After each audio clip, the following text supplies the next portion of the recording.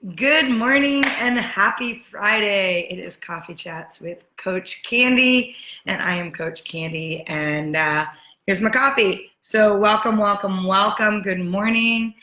This is day 15. Can you believe we've been doing this for 3 weeks now? How crazy is that? And today is Friday feature. Good morning, Deborah. Great to see you. We are going to do a feature segment today. It is Friday, Fired Up Friday, as Martha likes to say. But glad you're all here. Good morning, Elaine. And just as always, to recap for those of you that might be joining us for the first time, this is a segment that we get on every day, Monday through Friday. I will be here at 7:30 Central Time, and we have different things. I have different things I'm bringing you. Good morning, Martha. Good morning, Connie. I have some different things I'm going to bring you every morning. And so Monday is all around mindset, all about setting intention and getting your week going on the right foot. Tuesday is a training segment, which is really around skills, strategies, tools to help you level up in your life and business. Wednesday is our wonder space. And so that is dancing with the imagine if and all of the possibilities. I am fired up too, Martha. Let's go. It is Friday, fire up. Fired up. Man, I'm having problems speaking this week. Anyway, Thursday then is our throwdown, and we've been doing the throwdown in the thankful space, really wanting to step into that gratitude. And Friday is our feature. Friday is where I get to share amazing resources, whether it be books, podcasts, or other thought leaders who I can bring in and interview and share some juicy, amazing insights with you. So we are on Friday. It is day 15. Crazy, crazy 3 weeks already. And just so blessed and grateful to have you all join me. And good morning, Shirley. So here we are today. I want to, as we keep digging into mindset at a deep level, and we're going to keep doing work in that space, most of our success is connected to what we think and believe. And so if certain things are not showing up for you the way you want, if you are not creating the abundance, the prosperity, the joy, the success, the love, whatever it might be, it's probably a function of your current mindset. And so one of my most favorite books, I am definitely in the space of sharing my top 5 with you first. Although there are so many that I love that sometimes it's hard for me to just pull it down to 5. But one of my other top 5 books that was a significant game changer for me, and it is a lot of work I teach, particularly in the corporate space, but I also teach it a lot in my 3-day workshops as well and with my masterminds, is really around the concept of growth and fixed mindset. And so the book that I want to highlight today, or the resource, I actually think that calling this as a book is too light. I think it is truly a game-changing resource, and I want to introduce you to a book called Mindset by, good morning, Jeff, by Carol Dweck. And so the reason that I introduce this book is because it really gets in the space around acknowledging and understanding where you have a growth mindset and where you have a fixed mindset. And interestingly enough, it's not as if we typically have only one. And so various spaces in our lives, depending on where our beliefs or our stories might be holding us back, those are usually the spaces where we have a fixed mindset. And so I'm going to get into a little bit the difference. And I know even for me doing this work and for teaching and for going out there, and by the way, most of you may not know that you teach what you need to learn. So the reason I introduce these tools, the reason that I introduce these concepts is because I'm teaching everything I need to continue to work on for myself and learn. And so the best way to learn is to really teach. And as I keep leveling up my own game, I am looking to help and assist all of you do the same. And so this resource, this tool, is absolutely a necessity in my arsenal. And so when we think about growth and fixed mindset, growth is more of that abundant space that says anything can change. And so when you have a growth mindset, it's really around nothing is set in stone. The fixed mindset oftentimes says, well, it is what it is. It's going to stay that way. It's never going to change. I was born with it. These are just the characteristics I have. That is a very solid fixed mindset that says, well, it is what it is. That's a very common phrase to have a fixed mindset. It is what it is. I am who I am, and there's nothing more I can do about it.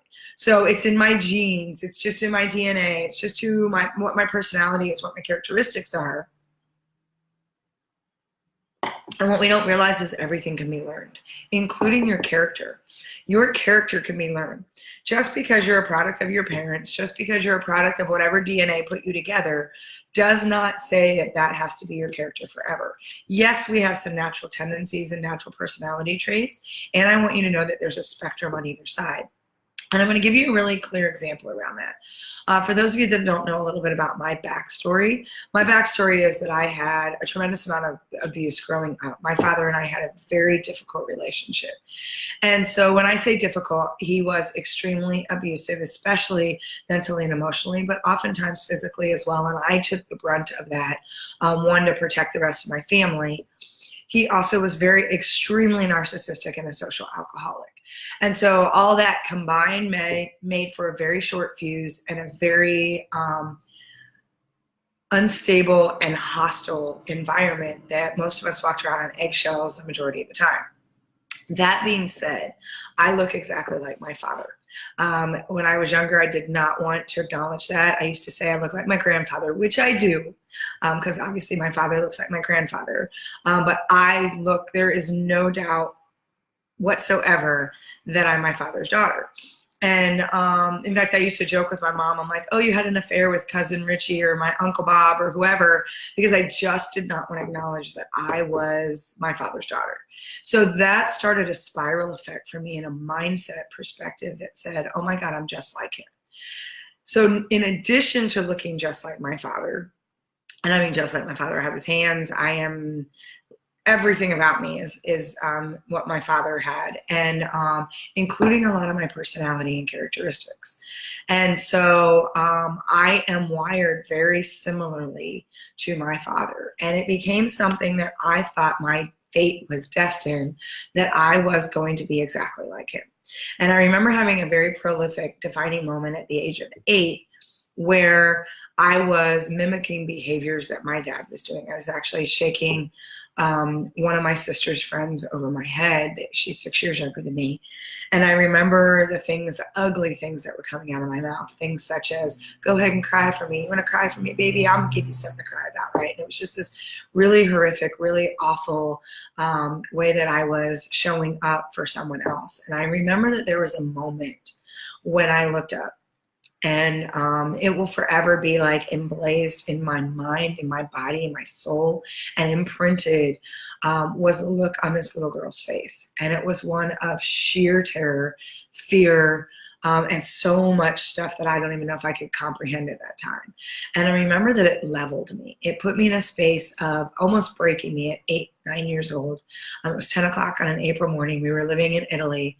I remember this clear as day. I can tell you exactly what the temperature was. I can tell you where we were positioned on the steps on our porch. And I remember having this awakening at that moment, and truly a defining moment for me, because I had 3 very clear declarations, I guess you could say, in that moment, because it broke me. It broke me that I was creating this look on another human being's face. And I remember looking up and having three very distinctive declarations in that moment. One was around, I will never, ever, ever, ever, ever, ever, ever, and I don't know how many times I said never, ever, put that look on another human being's face intentionally in my life. I will never do that to another human being. The second one was that I got into a space of deep hate, actually, in that moment, where it's like, I hate my father. I don't want to be him. My only metric of success in this lifetime is that I am not my father. I will do everything on this planet not to be him. And then the third declaration I made for myself was, somehow, some way, I'm going to save the life of another child so that they never have to go through this. And it's interesting how that moment started to be a catalyst for things in my life that I wasn't even aware of at that time. And so fast forward, I'm now almost 46 years old, and I think about the journey that I've been on. For a long time, it was a 2-pronged journey where I was in this battle of, I am just like my father. How can I be just like my father? That's not what's in my heart. I don't want to be him. I have this temper. I have this fuse. I have these things. And I wanted to change the world. And what was interesting is it wasn't until at about the age of 28 when I had another kid in my life who became a defining moment where I literally got to save his life by sharing my story with him. And it was such a wake-up call, because all of that anger, all of that questioning, all of that assuredness that I was going to be just like that, sort of it started to evaporate. And I realized that the power of choice was so my opportunity. And that's where I started to move into a growth mindset, because it was all about, I get to decide how I want to show up and how I want to serve, which is why when I talk about, that gets me a little emotional for a minute. It's why when I talk about leadership being a choice, it's really about deciding to have a growth mindset instead of a fixed mindset. And it's really in that space to say, I get to decide how I choose to show up. I get to decide how I choose to serve. And I get to take personal responsibility inside that space. And so there was a period of time where my mom used to say things to me like, you're just like your father. And it would hurt. And then she goes, but you use all of his traits for good. And I remember laughing and saying to her, I go, you make me sound like a superhero. She said, well, and it was also another moment where I got to realize that there is a spectrum always.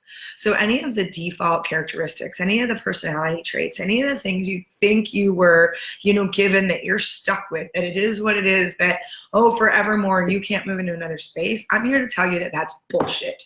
And I'm here to tell you that, yes, you can change that at any time, any way, simply by making that choice. And just because I have the characteristics and qualities that made my father who he was, I have made a commitment, a declaration, and a promise to myself to really, good morning, to really step into a place to decide how I want to use those tools and traits. My dad could walk in a room and, he had such a big energy when he walked in the room. He could draw people to him. He knew how to, and he used it for manipulation. I use it for inspiration. And there's a difference. And so what I want you to realize is that you have an opportunity at any point to choose your character.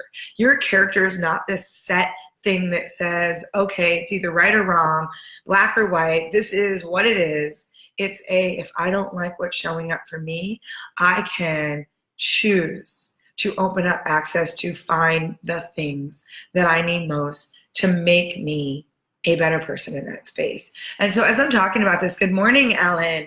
I would love to hear some of your thoughts about, where you see growth mindset and fixed mindset showing up. So another example of that, and I hear this a lot for people who struggle with their weight. People will say, oh, it's in my genes. I was just born that way. I've got big hips. There's nothing I can do with it. I just, I'm just going to always carry weight in my stomach. That's a fixed belief, because when you start to learn how your body works, when you start to learn what your body needs, you can absolutely change some of those conditions you think you're destined to in terms of what your body can do and how your body is shaped. I have changed the shape of my body. I changed the shape of my body by putting muscle on my body. I changed the shape of my body based on my diet, my fitness, and my routine. I also changed the shape of my body based on my mindset. And so one of the biggest anchors that is having you hold on to that weight, or having you hold on to that stress, or having you hold on to things that are not serving you, is because your mindset is blocking you. You have a fixed mindset that says, I can't do this, that I have been given this, and this is what I have to live with forevermore, and there's nothing that can change. A fixed mindset says whatever is always going to be. It also is a function of where we will monitor our outcome versus monitoring our effort. And so here's what I mean. So say, for example, you're in a team and you're giving feedback. A fixed mindset is measuring, giving feedback, trying to adjust the outcome versus, or celebrating or not, the actual accomplishment itself versus the effort that went in. It's kind of like why we don't understand why some athletes, and I'll use my favorite, Walter Payton. Those of you know, I'm a huge Chicago fan, right? My dog's name is Peyton. He is named after Walter Payton, by the way, not Peyton Manning. Just to be really clear for all of you, mindset is so important. Couldn't agree more, Ellen. And so Peyton, my dog, was named after Walter Payton. I know a lot of people think I should have another dog, name it Eli. As much as I like Peyton Manning, my dog was not named after one of the Manning brothers. He is named after Walter Payton. And one of the reasons that Walter Payton was my hero, despite the fact that he was the best, and I will arguably challenge anybody in this space, best running back to ever play the game, he's the best running back not because he was naturally gifted, to be the best running back. When he first started his career, he was told that he was too small, he was not fast enough, he was not strong enough, he was not enough, not enough, not enough. He was too something.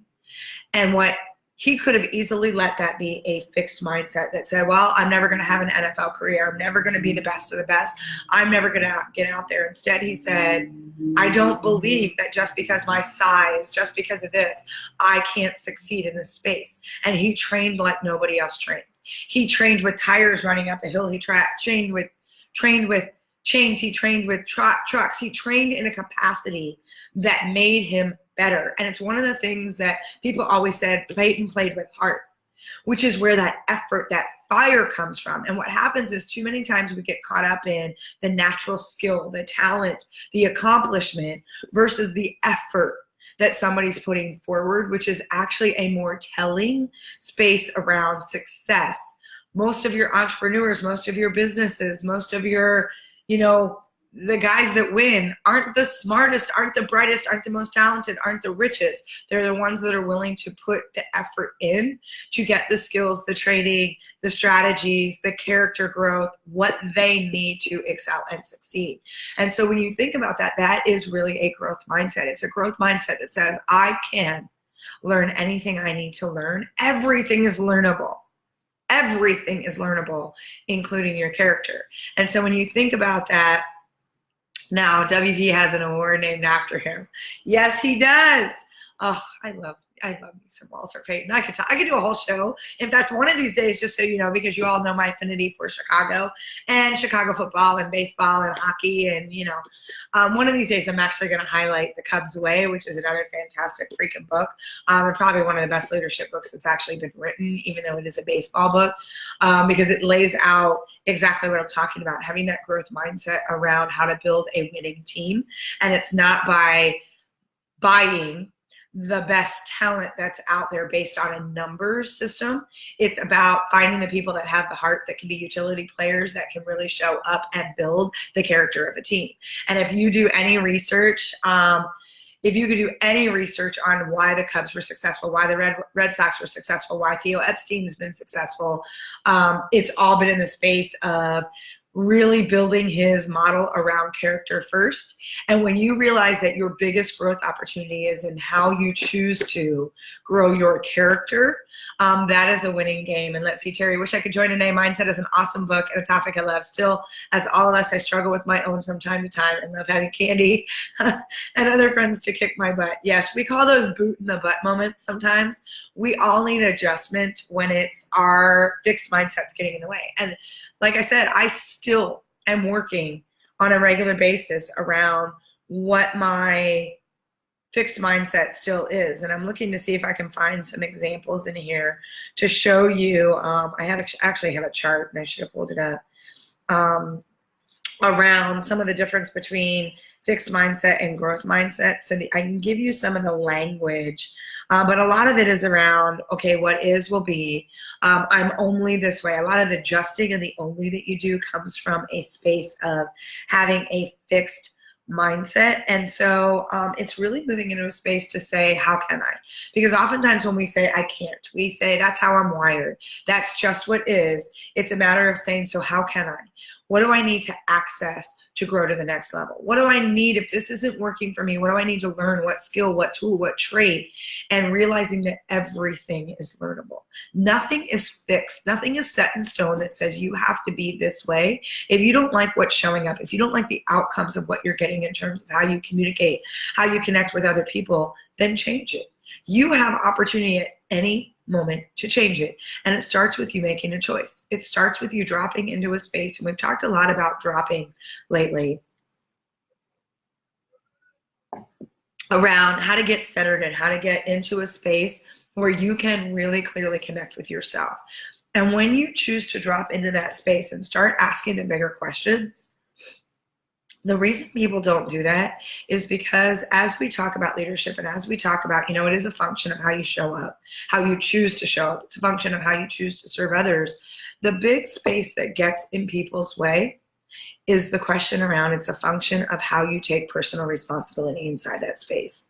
And a lot of people prefer to stay in a fixed mindset because it allows them to be entitled.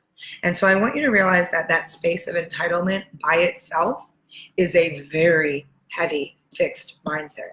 And so, I know I've mentioned this before, and I want you to think about this. This also plays in the space of fixed mindset. Anytime you are putting the finger out, if you are in any capacity putting blame on another person for what is going on in your life, including your parents, if you are still attached to any blame from your parents early on from things that happened in your life, and I shared that story with you about my father, and here's the interesting piece around it. And I've had people really challenge me in this space, and it goes to show who's in the growth mindset and who's in the fixed mindset. And it's one of those where people go, I can't believe you would say that. My father, without a doubt, is the biggest blessing I ever had in my life. He is, without a doubt, the best gift that was ever given to me. Because without my journey with my dad, without the experience I had with him, I would not be as effective in doing the work that I am getting to do now to serve the people that I serve. When I think about, Wayne Dyer talks a lot about, we are not of our parents.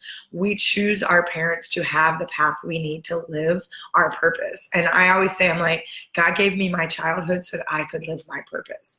And when I think about it, I remember having a moment where I asked my mom to forgive herself. And she's like, I didn't protect you. I didn't do this. And I said, first of all, we can't change anything in the past. You can't, if you're always looking back, you're in a fixed mindset because you're trying to relive things that you cannot change. And if you're always looking ahead, you're in a fixed mindset because you're creating worry and stress about something that hasn't happened.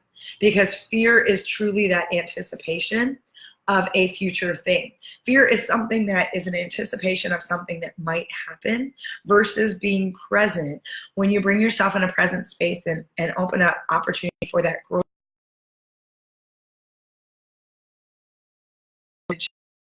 icky, the shitty stuff, the everything, that crap that rolls downhill, whatever it might be, abuse, everything has been a blessing to get you through the journey you needed to get to this point in your life. Because everything is something that is a blessing, or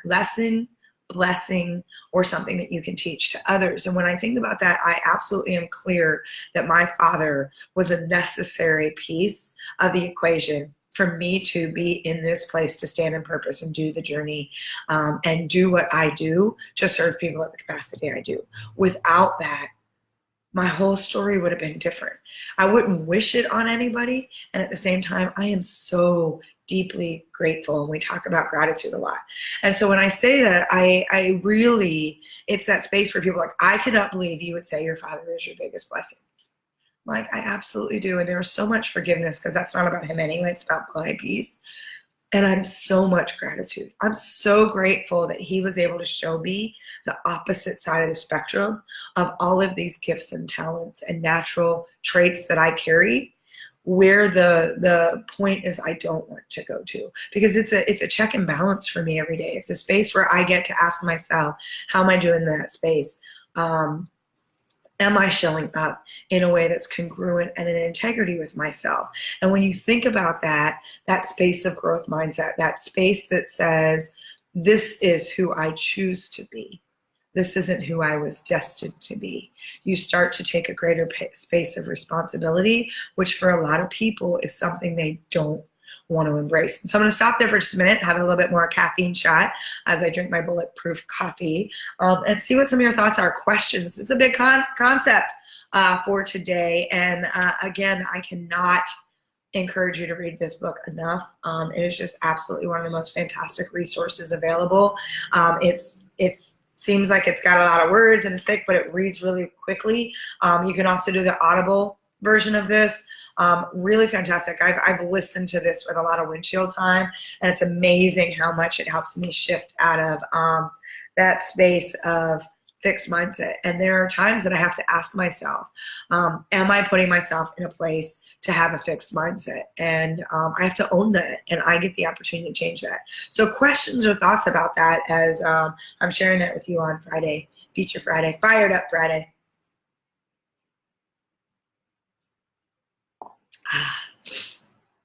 Excuse me, my allergies are going haywire right now in Austin. It's a fun time. But I have such gratitude because the weather is beautiful. Unlike some of you up north where I know you have actually seen snow this week. And I'm super grateful that I left Chicago before that happened. So how's everybody doing? comments or thoughts about that? How's everybody doing with everything else we've talked about? We've had a lot of challenges, a lot of discussion. Like I said, we're going to get into a lot more around mindset. We're going to get into a space that really lets you have the tools required to help you elevate your game. This is all about helping you, one, have the awareness, because it's really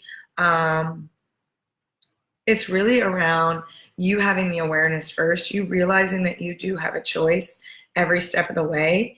And so when you can acknowledge that, and so think about, are there any spaces in your life you feel bad at? Well, maybe you are, maybe you aren't. It's not something that you know until you put the level of effort required to challenge yourself. I think about a lot of people told me I was too short for basketball. I was an athlete my whole life. And the one sport I don't play is basketball, because I let somebody else's story about my height determine whether or not I was going to be able to show up and play in that space. Love that, Martha, spending a lot of time in gratitude. Yeah, and that's the other thing. Gratitude is absolutely a huge growth mindset. The more you can shift yourself into a space of gratitude, especially when you're feeling like I'm not enough, I'm not this, you absolutely can put yourself in a place where you start to open up possibility, and you start to see that you have an opportunity to change the script.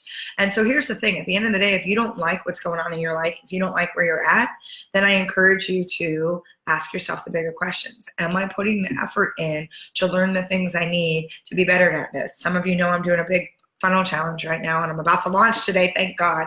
It's taken me forever. And let me tell you, huge learning curve. And I would have told you before, I don't know how to do this. This is too hard. This is all these excuses, right? All a fixed mindset. And now I would say, man, I'm damn proficient at that thing. I have put the time in, and I could teach anybody how to use that tool. And it feels really good because I put the effort in required to succeed in that space. And that is the opportunity for you. Because again, if you are finding yourself blaming, if you are finding yourself rationalizing, justifying, or in any way complaining, not only are you playing a victim, you have an incredibly heavy fixed mindset. And by the way, when you're playing victim, you're in a fixed mindset. So if there's any space where you're feeling like you're stuck, you're making excuses, that is a fixed mindset that is holding you back. Jeff, I am new to this, Candy. Are there practices you have to start the day to get that mindset on the right track? You know I'm a believer of repetition, so I'm wondering if you train your mind in a direction. Yes, Jeff, that is a beautiful question. And I'm going to give you the summarized version and then encourage you to go back to the last, not this week, but the last two Tuesdays. So episode 2 and episode 6 or episode 7. Because we really got into your morning ritual and your evening ritual. Mindset, if you want to, and I think that's a brilliant question. So for those of you just joining, or those of you that are connecting the dots of what I've been talking about, mindset absolutely starts with how you start your day and how you end your day. We have talked about this so many times around how the two most critical aspects of your day are your morning and your evening. And your morning being your absolute number one, how you start your morning is everything. And so your morning ritual, and I encourage you minimum of 30 minutes. Now, if 30 minutes is too hard or whatever, and you're still trying to work through your fixed mindset, then I suggest that you do 20 minutes. I actually do 90 minutes every morning, and I do 90 minutes every night. Sometimes it's 2 hours and 2 hours. And so for those of you that are like, I don't have enough time in the day, fixed mindset, because the more you put yourself in a place of intention, the more you do the work on yourself, the more you open up access to create the routines, the discipline, the space for you to show up purposely, powerfully, and passionately, the more you actually create time to do the things that are most meaningful and get rid of all the bullshit that's getting in the way. So I'm very clear about that. The more time you invest in yourself, the more time you will actually feel like you have in your day, and the more productive and the more you're able to destroy the noise and say no to all of the stuff that doesn't serve you. So that being said, the morning practice, there are 3 components that are absolutely critical if you want to have your victory hour, as Robin Sharma says, or you want to have that power hour or power hour and a half, 2 hours, is that the first thing you do in the morning when you get up. And for those of you that know, we've challenged you. And again, the book that I referenced 2 weeks ago on Friday was The 5 a.m. Club by Robin Sharma. Fantastic, brilliant, one of my other top 5s, is that you start your day earlier So the 5 a.m. club, for those of you that want to do that, is to get up at 5 a.m. And if it's not 5, it's 6, it's 7, whatever it is, that the first thing you do out of the gate, after you give your gratitude, after you brush your teeth, go to the bathroom, that kind of thing, is that you get yourself in a place of movement where you are actually raising your heart rate, you are creating a sweat in your body, and you are getting the endorphins, the oxygen, and the blood moving so that you can wake your entire being up in a way that gets you really focused, really clear, and energized for the day. It is really important that the first thing that you do, whether it be 15 minutes, whether it be 20 minutes, so that power hour would be 3 segments of 20. 20 minutes, intense, like HIIT activity, jumping jacks, push-ups, things that are going to get your body moving and get you energized and activated. What you're trying to do is get the oxygen activated in your body. And so what you want to do is your brain needs to wake up.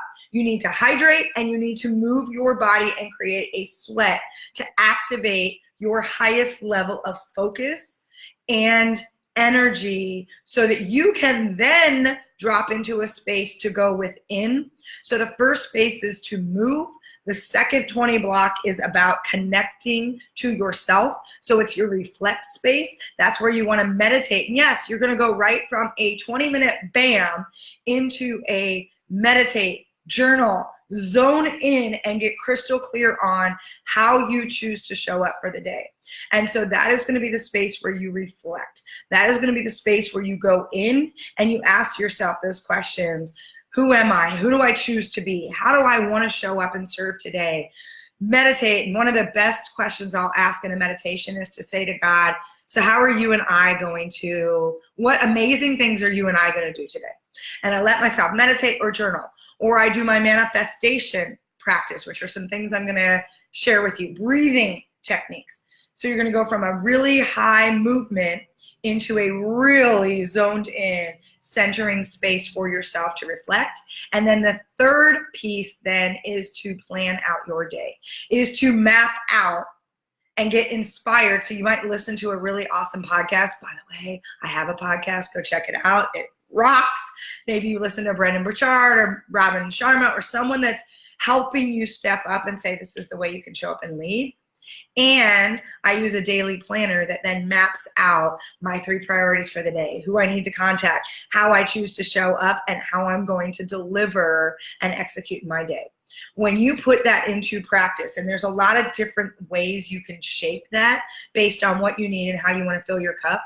When you choose to start your morning that way every day, I absolutely 1,000, it's not even really a number, statistically significant number, but 1,000% will guarantee that everything in your life will change. If you do nothing else but change your morning routine and get into a habitual discipline that's helping you, as Robin Sharma will say, own your morning, elevate your life. That is a significant game changer in everything. And so, Martha, what is the funnel challenge? That is an excellent question, and I'm going to share a little bit more of that next week as I get to finally test this out. It is a way to powerfully create a way to share your message, your story, to draw people in. It is a way to walk people into your training, your products, other people's stuff. You can be promoting other people. It's a great way to create passive income. And it's a great way for you to get focused down in your story. And so I am going to talk about that a little bit more. I'm in the test space to make sure that everything that I've integrated is good. And we're going to talk about that because that is a tool for some of you. Even if you are working for someone else, it's a great resource to bring in some residual income or some passive income and allow you to help people in a bigger capacity. And so that is a great question. I'm going to table that a little bit to get in that meatier next week because I want to wrap this up on the mindset piece. Jeff, I hope that answered your question around the morning routine and how you may go around creating that discipline. So if you were to think about those 3 blocks, it's 20 minutes to move, 20 minutes to reflect, 20 minutes to grow. And when you have that kind of deliberate discipline and routine that you are putting into practice, and I do that 7 days a week. That is not just a Monday through Friday. Also, one of the reasons why I do this at 7:30 every morning is twofold. One, to hold me accountable to my routine and practice for how I get to show up. And for some of you that are trying to work on your morning routine, to give you something that lets you plug in so that you have a routine or a habit that is helping elevate your game every morning. And so just want to give you that. If nothing else, please, please, please start with creating a powerful morning routine. If it's only 20 minutes, it's 20 minutes more than what you're doing now. And so I encourage you, if it's 10, 10, and 10, move. You can do jumping jacks. You can jump rope. There's no excuses. And for those of you that travel, you have a fixed mindset. If you think, I actually train even better when I'm traveling. It's so much easier to train in a hotel room. There's so many things around you. You do not need anything. Your body is a training machine. You do not need any equipment. Do not keep thinking you need fancy gyms and this and that. You need yourself, your mindset, and you need the capacity to get your butt up and move, period.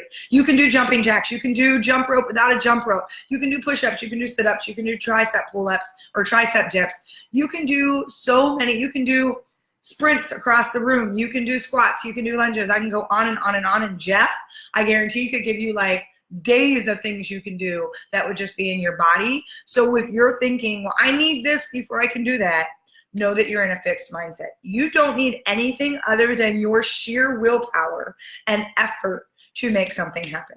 You may have to access a tool, resource, whatever. If you really want it, where there's a will, there's you. And when you get in that mindset, you start really expanding that growth mindset so that you can access more. So if that didn't fire you up for Friday, Elaine, my father, was also a very difficult person. I have to remind myself that I need to take the negative, turn it into a positive. Yes, there's a beautiful gift that you were given inside of that, even where it still stings. And through the healing process of understanding why he showed up that way for you, you get to recognize that that is part of your story to put forward to help people connect and relate. And that experience, that journey is the gift. And I've said a couple times that when you have gratitude for the journey itself, that's when everything starts to change. And it's in the ick, it's in the stuff that sucks, is where our biggest growth and opportunity really exists. So with that, this is Candy. I am now fired up. I'm actually about to go work with a leadership team here at the top of the hour. So I am going to wish you all a fantastic, phenomenal, kick-ass, fired up Friday. Know that winners push through the finish line on Friday. Friday is not a day to dog it. Friday is a day to bring your best game, close the week with a bang, so that then you can go into your weekend and rest and recharge and do the things you need to feed your soul, feed your body, feed your mind, feed your spirit, feed yourself.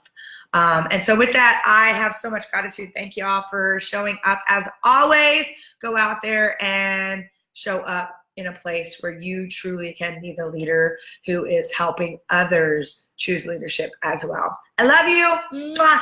I will see you all on Monday, 7:30 Central Time. I will be here. We will be doing a lot more around mindset. In fact, I may dig in even deeper into growth and fixed mindset and share with you some tools in that space.